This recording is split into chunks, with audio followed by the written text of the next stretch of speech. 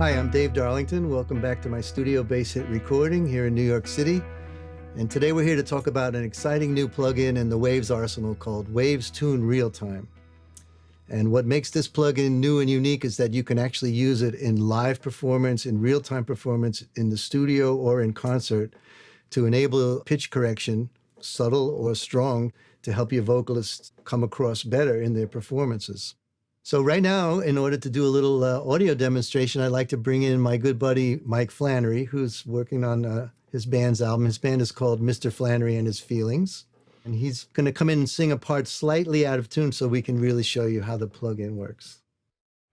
Even if you try your hardest, God, it's so hard to just leave your head.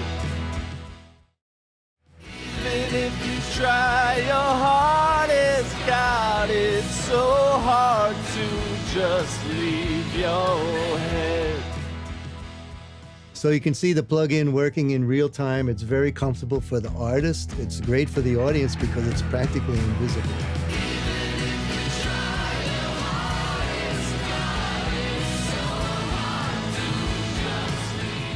You might be familiar with Waves Tune and know how to use it, but why do we need Waves Tune Real Time? Well, this is a new pitch detection algorithm that's very accurate, very low latency, and very smooth, so that you can actually use it during recording or during live performances, and it's very transparent. It keeps your artist tuned up, makes them confident, keeps your workflow moving along smoothly, and when they hear playback, they even feel better because they don't have no idea what's going on behind the scenes, but the results are actually pretty stunning. Right out of the box, the preset does pretty much what you'd expect it to do. It takes a pitch that might be a little bit off and quantizes it without being too audible and giving away that you're actually doing some sweetening on your track, which is really important, especially in live concerts. You don't want the audience to feel that you're doing too much, but you want to present your artist in the best possible light. One of the great things about the plugin is the accuracy of its circuit. And you have some controls here to help you tweak how quickly the circuit reacts. Over here on the upper left, we have what I consider the input side, which is the speed of reaction of the plugin. You have the actual speed in milliseconds from the time it detects the pitch to how it starts to correct it. And then you have another timing setting between transitions of notes. So if you want your singer to have a little bluesy scoop, you can set it slowly, or if you want them to be quantized quickly, you set it a little more quickly, and those can be linked right here with this link button. This graphic display here will show you in the audio part of the program. You'll see the pitch correction working up and down, and it also displays the pitch in musical notation. And this is the amount of correction. You can bypass it here, and you can also lessen the amount of correction depending on how good your singer's doing. The formant radio toggle determines whether the formant moves with the pitch correction or stays the same. Formants are the size of the throat, the tone of the voice that comes from like a male throat being larger and deeper and a female throat being smaller and higher. As you correct the pitch, you want the formant to sound natural to your artist. So as the pitch goes up, the formant should come down. And as the pitch comes down, the formant should go up. In other words, if we go real high with the pitch, it doesn't turn into Mickey Mouse. And if we go lower, it doesn't turn into Darth Vader. Even though we're changing the pitch, the formant or the actual tone of the voice box would stay constant to that artist. Down below, we have the range of the plugin. Let me shrink the keyboard a little bit so you can see it. This is a representation of the pitches starting from around E1 and F1. And this is the range of human singing. You can control this range just by clicking and dragging, as you see here. You might want to eliminate extraneous noises. Let's say you're working on a live situation and there's a lot of rumble from the drums or a lot of cymbals or extra high white noise from power guitars or whatever. You can eliminate them from the detection circuit and narrow it down to where your singer is actually working. Of course, that can always be saved in your preset. There's also some radio buttons that relate to the human voice. You can see the bass range is lower than baritone, tenor, alto, mezzo, soprano, and generic. So those are just quick ways to help you narrow the range of where the plugin's going to be working. This reference pitch here is set default to 440, but sometimes you're in a situation where, for example, an orchestra might be playing on a little bit on the high side, or you're working towards working off a hip hop track which has been slightly detuned somehow or other. You can change the detector circuit to work at values other than 440, and they can be changed in increments of 0.05 cents. Pretty handy. Down here is the scale section, and of course it comes up default as chromatic, so all 12 notes of the scale are legal, and you have a lot of presets of pretty much every scale known to man, and up the top are the ones we use most: major, minor, etc. You can see here when I go to C major, all the black keys on the keyboard have these little minus signs above them. That shows that those notes are illegal in C major, because C major is only the white keys.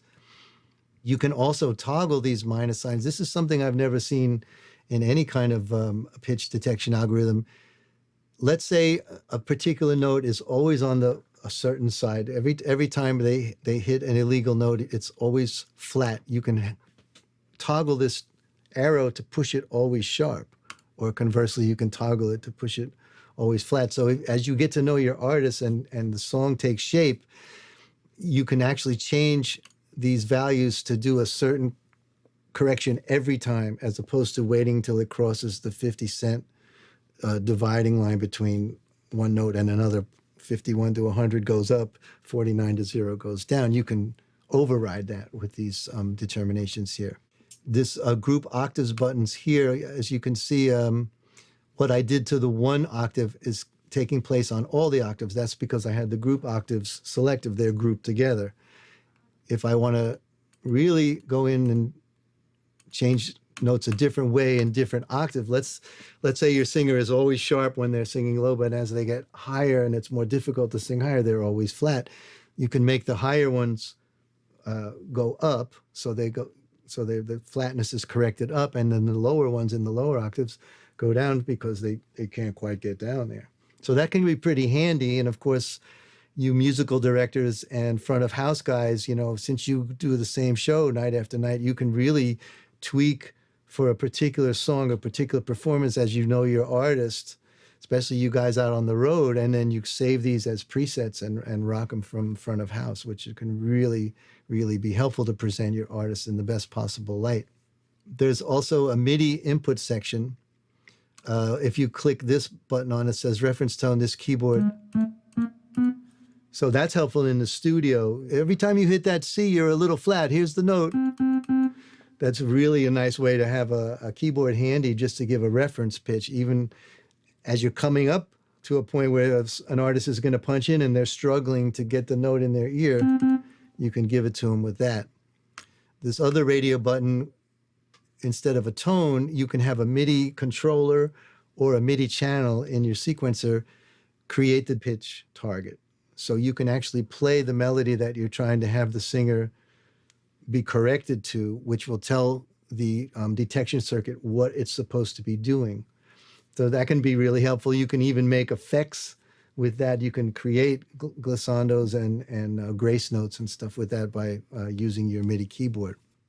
Of course, if you put these transitions and speed all the way down, you're asking the plugin to be very, very strong and very, very quick and very, very quantized, which you can use that as effects in your singing, so that it really becomes a stuttery kind of a thing where the pitches go in really quick stair steps, and some people like to use that in their production. So we can do that with this plugin.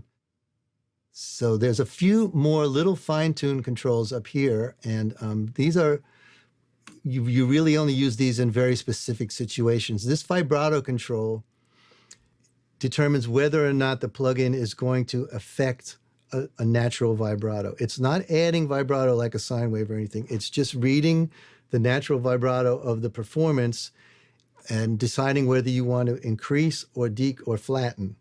If you leave it at 100%, it's just letting it pass through. That's the natural 100% vibrato of your artist. If you go higher in value, it's making that vibrato more evident. And if you go lower in value, it's flattening that vibrato. Sometimes vibrato can be a little distracting, particularly in pop music. So you may want to use that to flatten some vibrato. But it's not a sine wave generator. It's not adding unnatural vibrato. It's acting upon the natural vibrato of your artist. The tolerance values affect the note transition time, whether you want to wait a little longer before you slide to the next note, or wait for the note to be a little farther along in its gliss to the next note. The natural demarcation line, of course, would be 50 cents. The 50 cents above a note would go then to be a minus 50 cents of the next half step. So you can increase these values by cents and by time to let the transition wait a little longer. So this is particularly helpful if your singer's a little tired or a little off pitch. You can let the plugin be a little more tolerant and stay on the right note until it's time to go to the next note. These tolerance controls can help you ignore artifacts like cracks or yodels in your singer by widening a little bit the amount of pitch or the amount of time before the plugin reacts and moves to the next legal note. So if your singer is not so good, you can actually increase the amount of pitch that it can be off before the plugin moves on to another note. And you can increase the time. A lot of singers always break at a certain point in time on a certain note.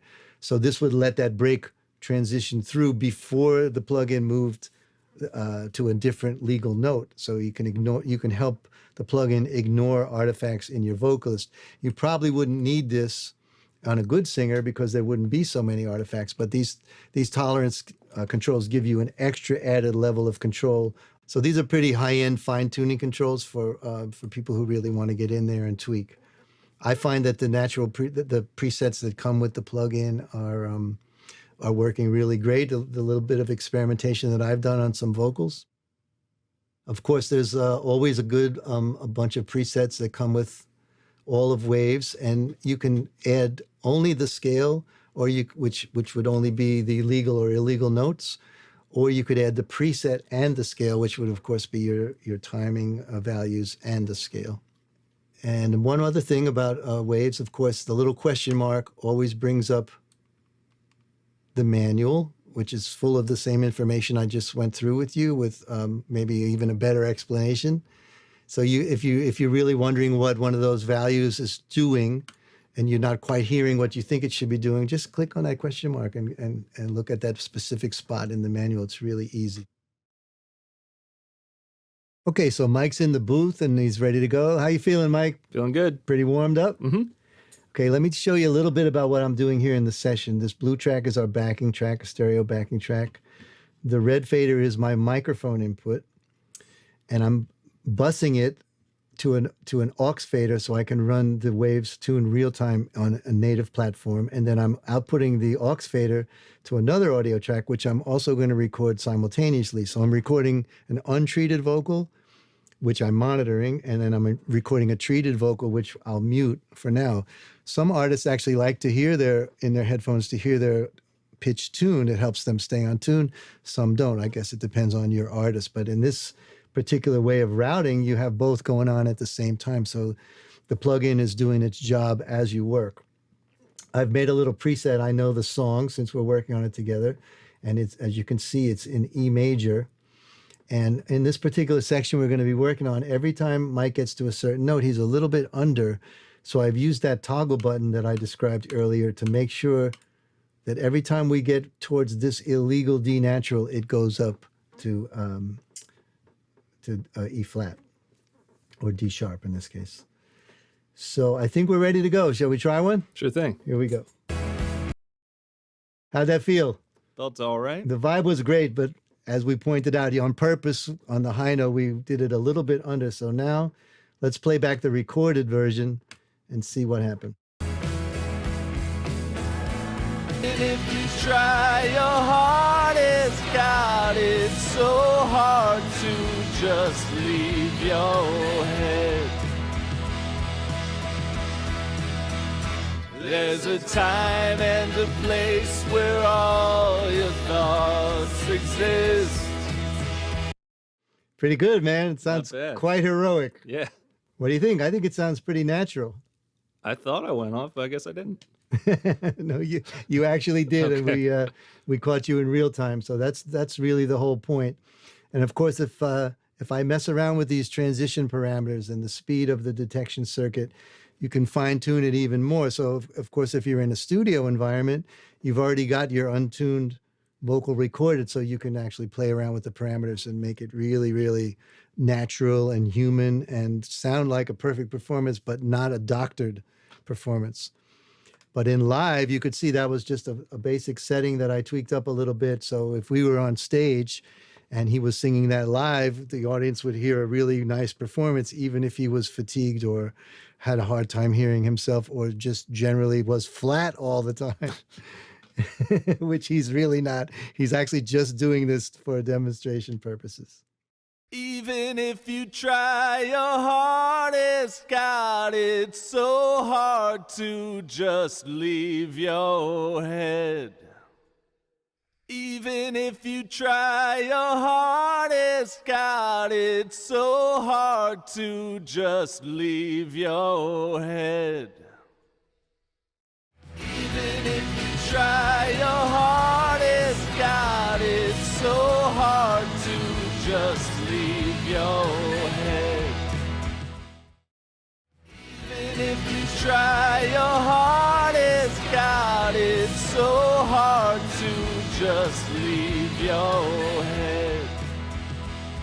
So especially for you live guys that are working out on the road every day, I think it's a really good addition to your arsenal and very easy to use.